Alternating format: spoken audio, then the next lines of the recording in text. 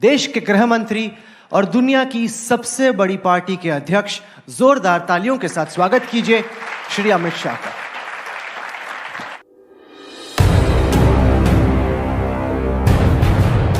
सबसे पहली बात है कि इस देश का विभाजन कभी भी धर्म के आधार पर नहीं होना चाहिए था, मगर एक कटु वास्तविकता, कटु सच है कि इस देश का विभाजन धर्म के आधार पर हुआ। बंटवारा धर्म के आधार पर नहीं होना चाहिए था, मगर कांग्रेस ने बंटवारे की डिमांड को सरेंडर किया और इस देश का विभाजन धर्म के आधार पर हुआ। और पाकिस्तान के प्रधानमंत्री ने स्टेटमेंट किया था, हम दलितों को नहीं जाने देंगे, पाकिस्तान में साफ सफाई कौन करेगा? और उस वक्त कांग्रेस के प्रधानमंत्री चुप रहे थे। उसी दिन सबको लाने की जरूरत, इनके भरोसे छोड़ने की जरूरत नहीं। मेरे लाला तू निकाला, मेरे वजह से तेरे पे गिरेला है ये उजाला, मारा ताला मेरा छोटू। पूरा देश से महिलाएं आती हैं, काम करती हैं, सिंदूर लगा के घूमती हैं, साथ ही साथ वो चूड़ियां पहनती हैं, काम करती हैं। वो कैसे प्रूफ करोगे कि इनमें जेन्युइनली हिंदू कौन है, मुसलमान कौन है? देखिए, ऐसा है, ये सारी चिंता आप सरकार पे छोड़ दो, हम कर लेंगे। उन्होंने कहा मुसलमानों से नफरत क्यों है? हमें कोई नफरत नहीं है। मैं आपको कहता हूं जनाब, आप नफरत खड़ी मत करना, मेहरबानी कर दीजिए। साहब ने अभी कहा कि एनआरसी का बैकग्राउंड बना रहे हैं। एनआरसी का कोई बैकग्राउंड बनाने की जरूरत नहीं है। हम इस पर बिल्कुल साफ है कि इस देश में एनआरसी होकर रहेगी। कोई बैकग्राउंड बनाने की जरूरत नहीं। बैकग्राउंड है ही हमारा घोषणा पत्र ही background. Too many thoughts on my mind, I can't sleep at night, so I just keep writing. I don't need no help, I don't need. दूसरा 370 में जब 370 बनी तब ही सारे कांग्रेस के लीडर ज्यादातर देश की संविधान सभा में थे। इसको कोई डिस्प्यूट नहीं कर सकता। उसको टेम्पररी रखा गया। क्यों टेम्पररी रखा? परमानेंट कर देते तो हटाने का सवाल ही नहीं आता। हटाने का रास्ता 373 में डाला गया। क्यों डाला गया भाई? आपने ही डाला है, आपने ही कहा है। नेहरू जी ने संसद में कहा है कि ये घिसते घिसते घिसते घिस जाएगी, तो हमने घिस डाली। तेरा बाप 9 फरवरी को क्या था? देश की आजादी के दिन था, गणतंत्र दिन था, जेएनयू की स्थापना दिन था। क्या था जरा बताओ तो मुझे, क्या था? नहीं, क्योंकि नहीं 9 फरवरी को क्या था पहले ये बताइए। मैं बताता हूँ। कुछ छात्रों ने आके नारे लगाए। 9 फरवरी को क्या था? तोड़ने की बात की। 9 फरवरी को क्या था? अफजल गुरु की सालगिरह। अफजल गुरु की फांसी के दिन पर इकट्ठा होना इट सेल्फ देशद्रोह है। अब सुनो। नरेंद्र मोदी को, विशेषकर आपकी चैनल ने हिटलर, रावण, अरे सुनिए तो, अब मुझे सुनिए भैया। हिटलर, रावण, मास किलर, मास मर्डरर, दुनिया भर की कह सके ऐसी कोई चीज छोड़ी नहीं थी। हम कुछ नहीं करते। व्यक्ति और सरकार के खिलाफ बोलने की सहनशीलता, सुनने की सहनशीलता हम में है, कोई बोलता है तो, मगर देश के खिलाफ अगर कोई बोलता है तो इसको ना सहन करना चाहिए, ना हम सहन करेंगे। ये हमारा कमिटमेंट।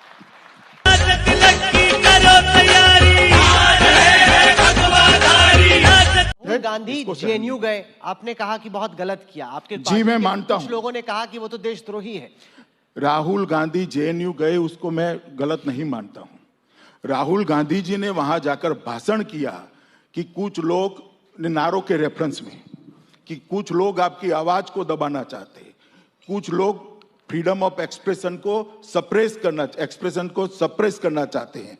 मैं इसके खिलाफ बोला हूं और मैं मानता हूं कि अगर आवाजें है कि भारत तेरे टुकड़े हो गए इंशाल्लाह इंशाल्लाह, तो उसको दबा देनी चाहिए।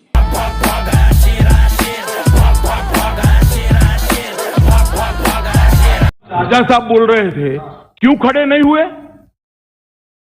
उन्होंने काफी इतनी सारी बातें की और रूल्स के हिसाब से नहीं। हम आराम से सुनते रहे। सुनने की भी आदत डाली ओवैसी साहब। इस तरह से नहीं चलेगा, सुनना पड़ेगा। प्लीज डरने का सवाल नहीं है। अध्यक्ष महोदय, मैंने डरने की कोई बात ही नहीं करी है। डर जहन में पड़ा है तो मैं क्या कर सकता हूं?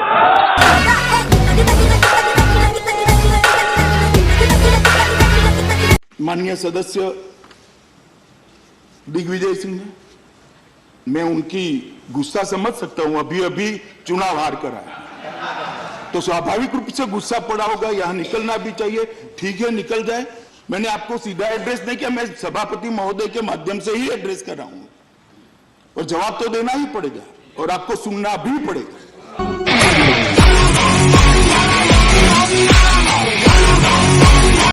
जब मैं जम्मू और कश्मीर बोलता हूं तो पीओ को इसके अंदर ही आता है। एक सेकंड भाई, सुनो तो, सुनिए तो, आप मुझे बोलने नहीं देंगे। आप मैं स्पष्ट करता हूं, माननीय मंत्री जी प्लीज। मैं जब जम्मू एंड कश्मीर बोलता हूं, माननीय सदस्य, इसलिए एग्रेसिव हूं कि जम्मू एंड कश्मीर के पीओ को आप भारत का हिस्सा नहीं मानते हो क्या? एग्रेसिव ना हो, जान दे देंगे इसके लिए। क्या बात कर रहे हो आप? एग्रेसिव होने की क्या बात कर रहे हो? जान दे देंगे इसके लिए।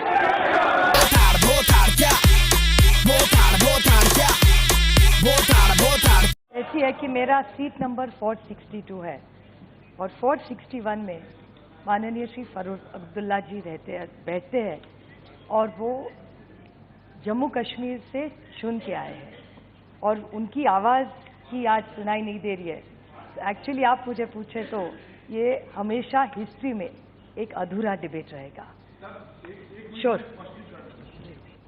मैं सदन को अवगत कराना चाहता हूं, फारूक अब्दुल्ला जी को ना डिटेन किया गया है, ना अरेस्ट किया गया है, अपनी मर्जी से अपने घर पर है। ठीक है, उनकी तबीयत ठीक नहीं है, फॉर द रिकॉर्ड। तबीयत मैं ठीक नहीं कर सकता, डॉक्टर कर सकता है।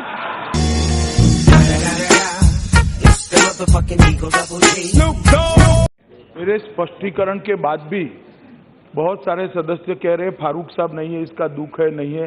फारूक साहब है और अपने घर में है, स्वतंत्र है। वो यहाँ आना नहीं चाहते तो मैं जबरदस्ती नहीं ला सकता। इस तरह से आप पिछले 6 महीने से राजनीति कर रहे हो, 2014 से आपका ग्राफ रहा है। मैं बचपन से ही ऐसे राजनीति करता हूँ, मैं नहीं बदलता। मोदी जी को सफल बनाने में आपने पूरी ताकत लगाई हुई है, इसमें तो कोई दो राय हो ही नहीं सकती। लेकिन मेरा सवाल अमित शाह जी आपसे यह है कि क्या आप अपने आप को एक दिन, जब भी वो दिन आए, भारत के प्रधानमंत्री के तौर पर तेल को निचोड़ोगे तेल नहीं निकलेगा, प्रयास छोड़ दो। कभी ना कभी तो सोचते ही होंगे, जब होम मिनिस्टर बन ही गए हैं तो फिर नहीं, मेरी तो लॉजिकल ही है। मेरी पार्टी सोचेगी ना भैया, आप काहे को इतना कष्ट कर रहे हो? सारे जुल्म झाल से दूर हूँ मैं, इसलिए तो मशहूर हूँ मैं। खाना सही समय पे नहीं खा पाता, मजबूर हूँ मैं। और नागरिकता एक केंद्र का विषय है, केंद्र का कानून है। जब देश की दोनों संसद के दोनों सदन इसको पारित करते हैं, वो सारे देश को अप्लाई होता है। किसी को मैं नहीं करूंगा, नहीं करूंगी, ऐसा कोई अधिकार नहीं है। ये हो चुका है और पूरे देश के लिए। नहीं, पर पुलिस उनके पास है, प्रशासन आप कैसा, अगर ममता बनर्जी नहीं करेंगी तो पश्चिम बंगाल में क्या होगा? ये आप थोड़ा समय जाने दीजिए ना, मैं भी हूं और आप भी हैं। मेरे पापों का हिसाब आया। आपसे उम्मीद रखती है, इसीलिए आपको 303 सीटें आई। जनता हमसे, कि पार्टी विद डिफरेंस आप हैं, इसलिए सवाल आपसे पूछे जाएंगे। देश की जनता आपसे उम्मीद रखती है कि आप भी कांग्रेस से कड़े सवाल करो। देश की जनता को हम भी तो मिलते हैं ना राहुल, हम भी जानते हैं देश की जनता आज तक के लिए क्या पूछती है। ऐसा नहीं है भाई, हमारा भी संवाद है जनता से। करती है। ऐसा ठेका सिर्फ आपके पास नहीं है कि जनता आपसे ही कान में आकर सब कह जाए और हमें न कहे। हमें कहती है, इतनी क्यों पार्शलिटी करते हैं, इसलिए मैंने बता दिया आज आपको।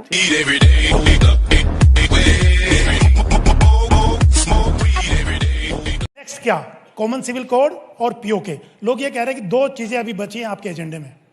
अब भाई इतने से ही तेरा चैनल परेशान हो गया है, काहे को आगे ले जा रहे हो यार? छोड़ो ना।